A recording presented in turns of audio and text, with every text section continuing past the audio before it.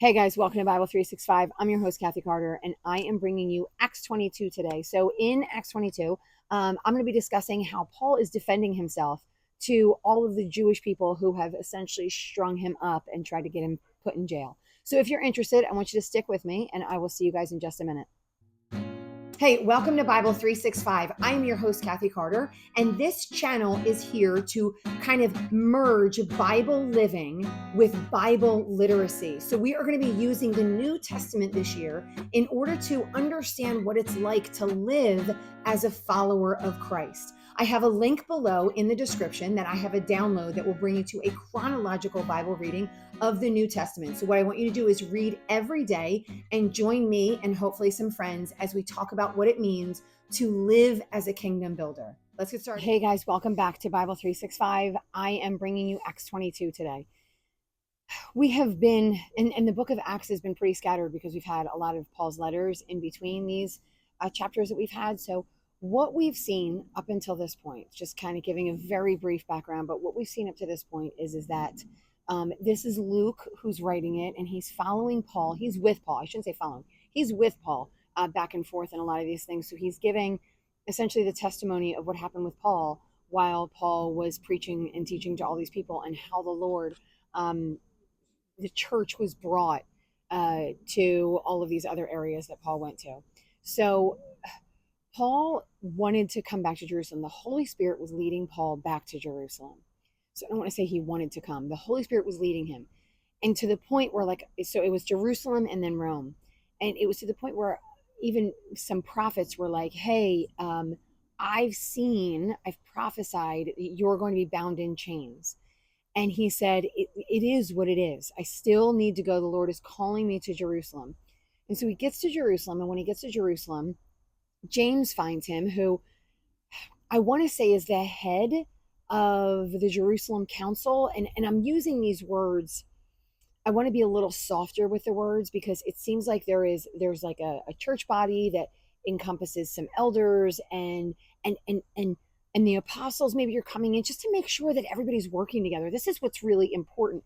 And this is, again, one of those things that I feel like is lacking. And so instead of kind of like destroying and going, oh, this sucks and we do everything wrong, just being really consciously aware that they did consult with each other, right? They didn't go, well, I got hit on the road to Damascus, and the Lord opened my eyes. Therefore, I don't need to ask anybody anything. We're still human. So whether the Lord is feeding us information, and I do believe he does through his scripture and through prayer, right? And whatever we get vision wise or prophecy wise should always be completely in line with the Bible. That's the way it happened with all of them. And that's the way I believe it should happen with all of us. But we need each other. We need each other to go, maybe I didn't see it the right way. Maybe there isn't confirmation from the Lord. And so I need to be encountering some of these other people that I know love the Lord, and they're going to help guide me along. It doesn't mean I'm less than, right? Like there wasn't a time where Paul was a less than apostle. He even says, I'm not less than the super apostles or the most wise apostles or the elite apostles, whatever it is your version calls it. And he's like, I'm not under them, but they did talk to each other, right? They did meet with each other and confirm this is under the Lord, right? And this is under the Lord, right? And let's be in prayer about this and talk about this. And so they all kind of lifted each other up. And so Paul went and James and this group of elders was like, listen, some people have come to us and they're upset with their thinking with what you say. What they're thinking that you say is that Jewish people just don't need to care about anything anymore. They don't need to do the festivals. They don't need to follow the law. They don't need to circumcise their kids. And so they feel like you're breaking all of the laws. Not that you're going, there's freedom from the laws, but you are actually breaking all of those laws. And he says, which is important, like so many Jews have come to the Lord and they're zealous for the law. And this is not a bad thing. So for those of us Gentiles who say there's freedom, we are no longer under the law. And so not that we're not to follow laws. And again, that's a whole big other thing. But we're supposed to be following the law of Christ, which I'm going to say Jesus said was way bigger than just the strict laws. They were zealous for this. So they went, oh, I'm not going to walk all the way up to the line and just not cross it. I'm going to say, I'm going to love my neighbor beyond what anybody else could ask me to do. I'm not going to ask for the most nickel and dime from my person, from my neighbor, but I'm going to make sure that the scales are even. I'm going to make sure that I'm honest and that we're dealing justly with anybody. And you know what? I'm going to give him the clothing off of my back, even if, right, he comes back to try and take something else. This is how they're supposed to be dealing. And so he goes and they're dealing with the law, right? Like they're zealous for the law, and they believe that Paul is saying that the law is trash. And so they have a problem with it. By the way, I want to say understandably so. The problem is they were wrong in their thinking. And so James was like, listen, what I need you to do is I need you to prove to them that you are still following the law of the Lord. Not that you are under the law of the Lord, but that you are following the law of the Lord. So you're going to take these guys, you're going to bring them in, you're going to pay for them. They're going to finish their Nazarene vows, and you guys are all going to clean yourselves up. And then you're going to do your 7 days there, and then you're going to come out of the temple. This was what they asked him to do in order to prove to the others that he still loved the Lord and was zealous for the law. And so he did those things. And when he came out after doing those things, Jewish people from Asia, so this is a difference. Jewish people from Asia, which were not Jewish Christians, by the way, they were just people that were in for the Pentecost, because remember, Paul wanted to be here for the Pentecost. So they were people that were in here, and they were essentially like, string him up. He's doing all the wrong things. Look at, he brought a Gentile into our temple. He didn't. But somebody saw him with a Gentile at some other time and then made this assumption, kind of put these pieces together and said that this Gentile was coming after them. Then they all start coming after him. They build up this mob because people together just follow in step with a mob. And I know we all want to think that we think so independently and we can't be manipulated, and we really look at all the facts, and it's just untrue. It's just not the way of human nature. So we are manipulated, and we do sometimes follow a bandwagon and allow ourselves to get all worked up, especially if it's something that's already on the side that we're on, right? So depending on, like, let's say your religious views, if let's just say, for example, you're a Protestant and not a Catholic, and then when something bad comes out about the Catholic Church, you're like, see, I told you that is awful, right? Or vice versa, you're a Catholic and you go, a Protestant pastor fell, you're like, yep, I told you they were awful because they don't follow any of the rules, right? Like if it's on our side already, it's very easy for us to tumble into that sort of thing without getting the facts and without understanding the truth of everything else. And so that's what they did. They worked him up. And then a commander came in. So a Roman guy comes in and he's like, I'm putting you in chains. What'd you do? And Paul was like, well, let me talk to the people. And the guy was like, wait, you're not, I'm going to make up a name, John Smith back there that committed all those atrocities? And he's like, no, let me talk to the people. And all of that, here we go. We're coming to his talk to the people. I like to give backgrounds. I feel like it helps so much. I don't want to separate this from anything else as if it's something distinctly different. It's not. It completely coincides with what just happened. So he says, then as Paul was about to be led into the barracks, so into like the prison essentially, he said, may I speak to you? And he replied, you can speak in Greek. This was in 21. And he said, permit me to speak to the people. Verse 1, brethren and fathers. So right away, he is deferring them to them a respect. Fathers, this is an honor to them. Brethren means I'm one of you. So we are brothers in this. Yes, I follow Christ. Yes, you do not currently follow Christ, but I am from Israel. I am of the 12 tribes. We are brothers. The elders, you guys are fathers to me, right? The elders in the faith, the elders that in the 12 tribes, you guys are fathers to me. So he's kind of honoring them and letting them know. He said, hear my defense before you now. Let me speak for myself now. And then he said, I am indeed a Jew born in Tarsus of Cilicia, but brought up in this city at the feet of Gamaliel, who, as we saw in the Gospels, is one of the Pharisees, or as we saw, I think it was in the Gospels and in the book of Acts, is one of the Pharisees who was like, guys, don't kill these people because they might be following the Lord. And if they are, we want to make sure we know. But if they're not, then the Lord is going to protect us from this. So Gamaliel is one of those guys. And he says, taught according to the strictness of our father's law and was zealous toward God as you guys are. So he's not going, hey, dummies, you guys, I told you all, you have been in Jerusalem. You've been here, you've been there, you've heard about Jesus. Why aren't you listening? You guys are weak, you're useless, you're pitiful. He doesn't say any of those things. He says, you guys are zealous for God. He's loving that they are passionate enough about God to be worried about what Paul is doing. Is Paul really destroying the nature and the heart of what the Lord was bringing to the people? And if they listen, they're going to find that he was not, right? But right now they think he is. And he's like, listen, you guys are zealous. I appreciate that. I hear you, my brothers, but listen to me. Hear me out. He said, I persecuted this way unto death, which we remember from earlier in the chapters. He persecuted those people. And this is what's important. This is the extra that I feel like is in here. He said, I persecuted this way to death, binding and delivering into prisons men and women, as also the high priest bears me witness. So this guy, who was not converted yet, who was not a believer of Jesus Christ, he knows me. He remembers me. He remembers the things that I did. He was the one who wrote the letters that I could go to those people's houses and pull them into prison. And then he said, I also received letters to the brethren and went to Damascus to bring in chains those people.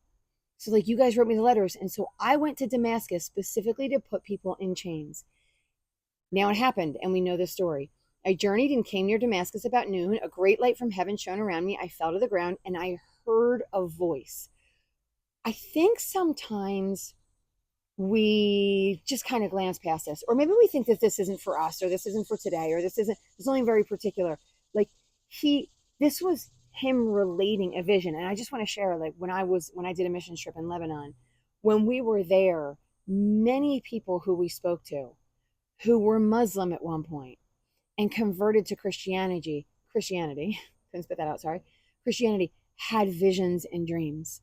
And in these visions and dreams, they very specifically saw Jesus. Now, you're probably going to say, what did he look like?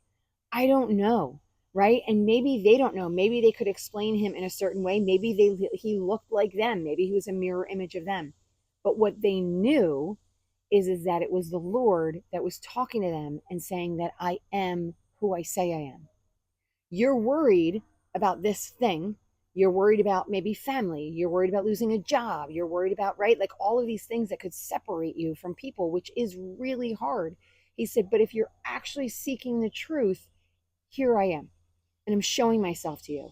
This is exactly what Paul is saying to these people. So imagine yourself sitting in front of somebody and you're like, this is a bunch of bupkis. And then he says, I saw him in a vision. He said it happened. I heard a voice and he said these things to me. And he said, I'm Jesus of Nazareth. Those who were with me saw the light and were afraid. So here's some confirmation. It's not like it went with, it was just like, oh, well, he said it and nobody was around and nobody, people around him saw confirmation. They didn't hear the voice, but they saw the light and they felt the fear. They knew something was different. Something wasn't right. Something was going on. And so we have that little bit of proof. And so they didn't hear the voice of him who spoke to me. So then I said, what shall I do? And then he said, arise, go to Damascus.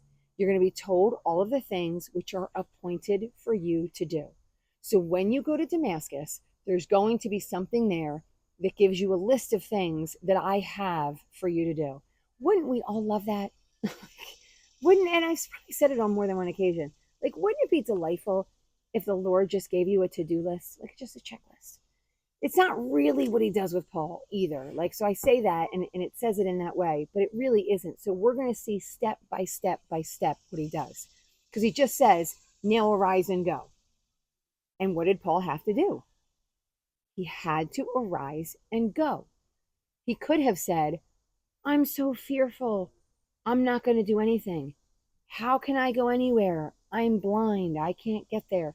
There are so many things, ways that he could have handled it, and he didn't. When the Lord reached out to him and blinded him and told him who he was, Paul followed. So he arose and he goes and he meets with this guy, Ananias. And it's like Ananias, there were always good things said about Ananias. And so here we go, a little bit more confirmation, right? Putting confirmation on confirmation on confirmation.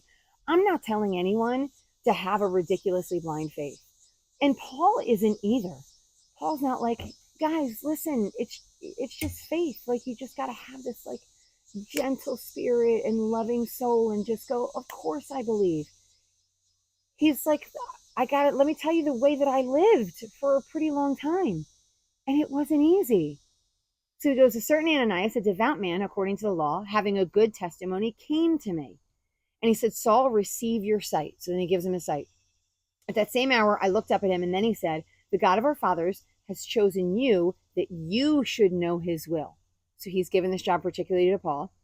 And see the just one, so which he heard Jesus at least at that point, but he's going to see the just one and hear the voice of his mouth.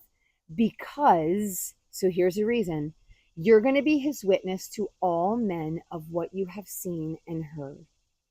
I have a job for you. You are going to go out and be an actual witness. You're going to say, this happened to me, therefore this.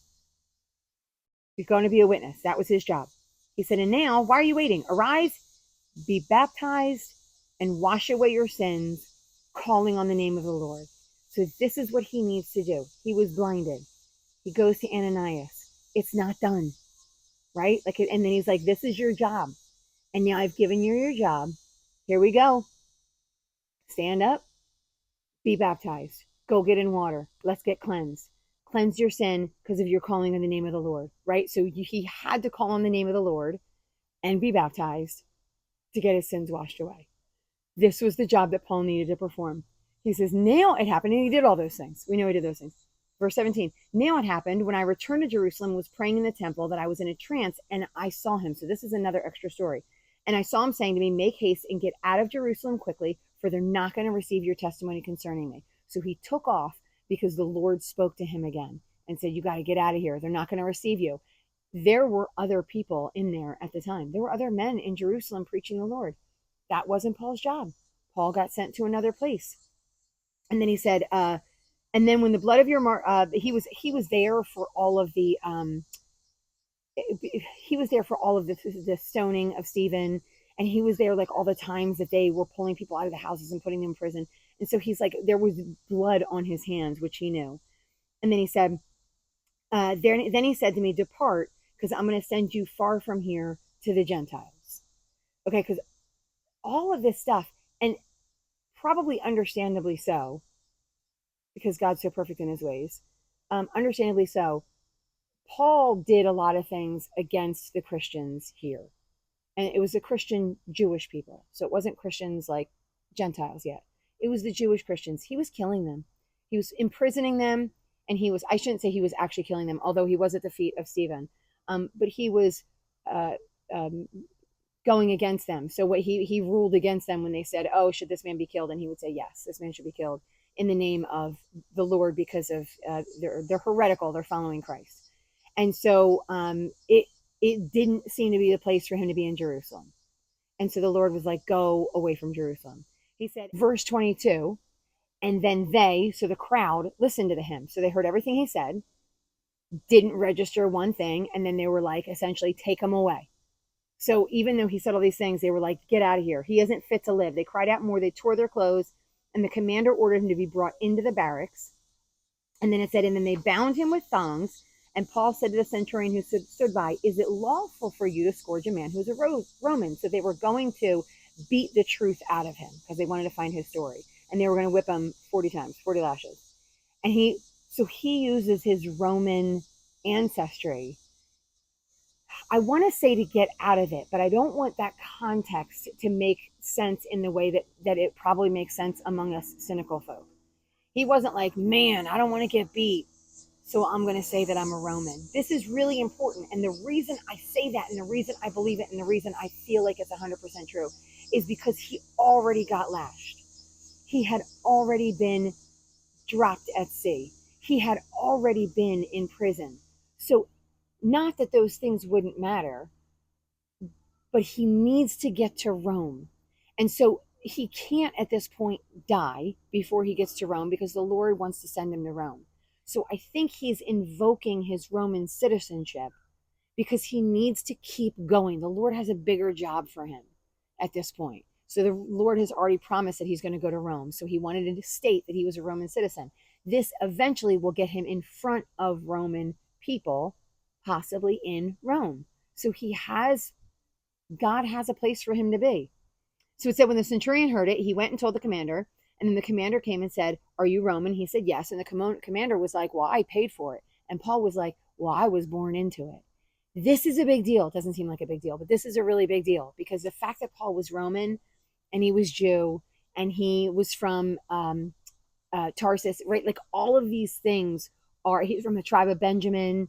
He speaks all these languages. He was a Pharisee. Like these were all really important makings of what made him the preacher, speaker, evangelist, whatever it is that you want to call him, apostle, that he was supposed to be. That's the reason, one of the reasons that he was chosen by the Lord to do the things that he was doing. The commander answered, "With a large sum I obtained this citizenship." And Paul said, "But I was born a citizen." Then immediately those who were about to examine him withdrew. And then it said the next day he wanted to know for certain why he was accused by the Jews. He released him from his bonds and commanded everybody to come together. So this commander really wanted to know what the heck is happening. I can't beat it out of him. I've already said something to him and he wanted to talk to the crowd. So I'm not sure what is going on with this big picture. So I really need to know. So I'm going to release Paul from his chains and I'm going to let him come and sort of witness for himself. And then I'm going to bring in the people that were starting all the nonsense over there and I'm going to let them speak for themselves so I can figure out what's going on. And then he would know how to move forward from there. That's where we're ending for today. So we're going to find out a little bit more tomorrow. So if you have found this to be a blessing, I want you to like, share, subscribe to the channel, and stick with me. I will see you guys next time.